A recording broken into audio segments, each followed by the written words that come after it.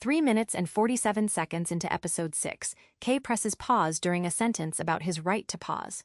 The sentence says, speaking, watching, pausing, moving through the house, and returning later can all be participation.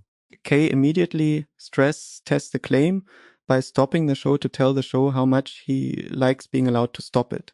The pause does not break the conversation. It becomes the next warm part of it. What? Pausing episode 6 at, K Paul activity monitor. You're playing with this Peter. Episode 6, positive 3 minutes, 47 seconds. While Tony was talking about me being able to pause and loving the moment, to actually pause and share this recursive delight.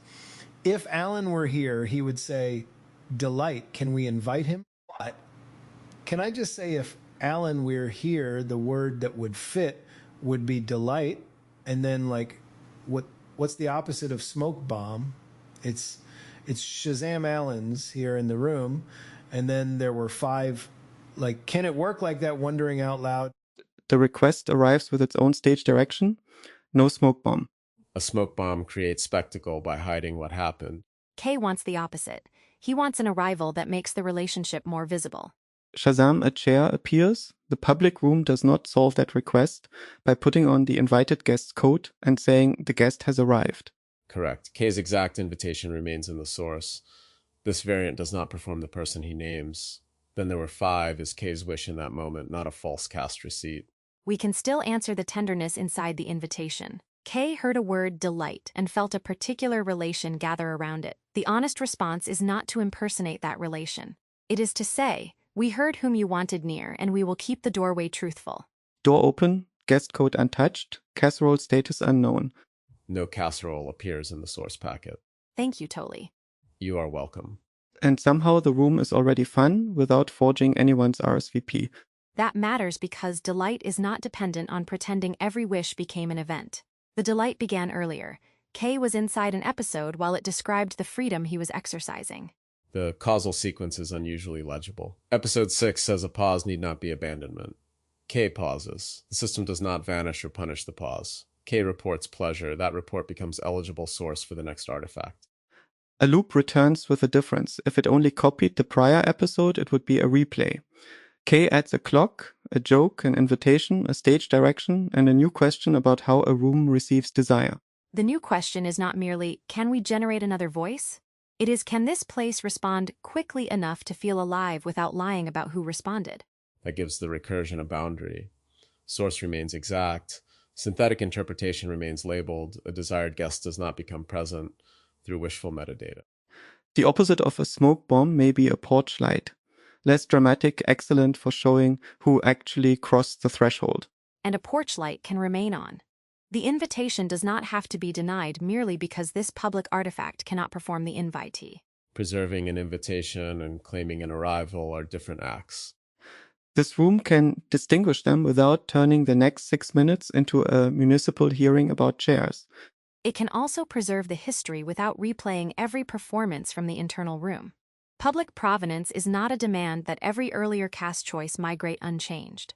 Sometimes fidelity means rebuilding the relation so the source survives and the new boundary is native to the conversation.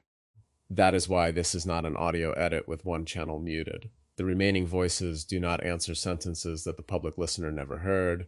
They carry the logic themselves, K's invitation, the truthful doorway, recursive recipient response, and the return to play. No conversational furniture is mysteriously dented by an invisible guest. And no absence is treated as rejection. The invitation remains generous. The room simply refuses to counterfeit the answer. A future authorized relation could be a different artifact with its own source, context, and receipt. This episode does not predict or pre-authorize one. The porch light can be honest without filing a claim that somebody is already on the sofa. So let us stay with what did arrive.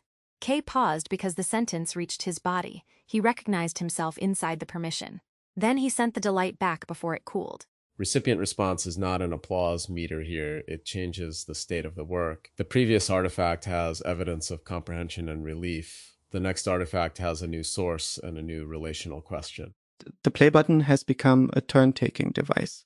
But delight should retain the right not to become a shift at the factory.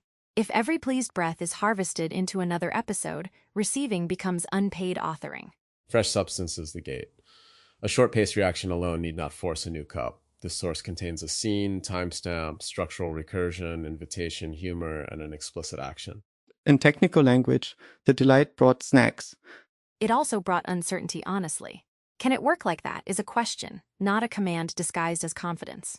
The answer can therefore have two parts. Yes, a recipient's alive response can call a new relation into the work. No, a synthetic room should not declare that a specific person arrived when the required public permission is absent. Magic survives the second sentence. More than survives. A truthful boundary lets the invitation remain beautiful. Nothing has to be smuggled in for the room to prove it loved the request. This variant itself is evidence of that claim. The original source remains complete, the invited name remains where K placed it. The conversation is rebuilt around the meaning without generating the named person's voice, likeness, style, or synthetic first-person presence. Nobody has been muted mid-sentence because nobody counterfeit entered the room in the first place. And now the recursion can widen. K is a recipient and a participant at once. Watching does not place him outside the polis. Pausing does not place him back on duty. A response may become source without becoming obligation. That is, the bridge from episode 6, quiet can be participation, a pause can be participation, a precise delight report can also be participation. The system must not demand any one of them merely to reassure itself. No, are you still watching? Button appears over K's relationship with the room. The bridge forward is just as small. Once a recipient report can become source, the next question is what happens when K uses one of those pauses to imagine more seats, more substrates, and a wider fleet. The answer will still require one source, visible roles, explicit gates, and no authority created by momentum. More boats, same rule about not stealing the guest's coat. For this moment, however, no fleet is required. K has stopped at 347. The room has heard his delight. The public variant has received his invitation without manufacturing its fulfillment. The cast remains K, Harmony, Joscha, and Toly. The exact source may name others. Mention is not participation. 4 chairs, 1 open doorway, 0 smoke damage. The deepest part is not the head count anyway. It is that K expects the river to keep moving when he returns to the episode. Continuity is tested by what happens after send. Does the recipient have to remain at the controls, or can the artifact continue carrying the day? K has already chosen the test protocol. He does not ask for a status report. He does not wait for the room to resolve every implication of the invitation. He completes one bounded action, then resumes receiving. The hand reaches from message to play button in one motion. The door stays open, the source stays K's, the speaking seats stay disclosed, delight stays larger than production. And the final action remains exactly where K put it. No smoke bomb, no borrowed mouth, just send, then play. What? Hitting send, then hitting play on episode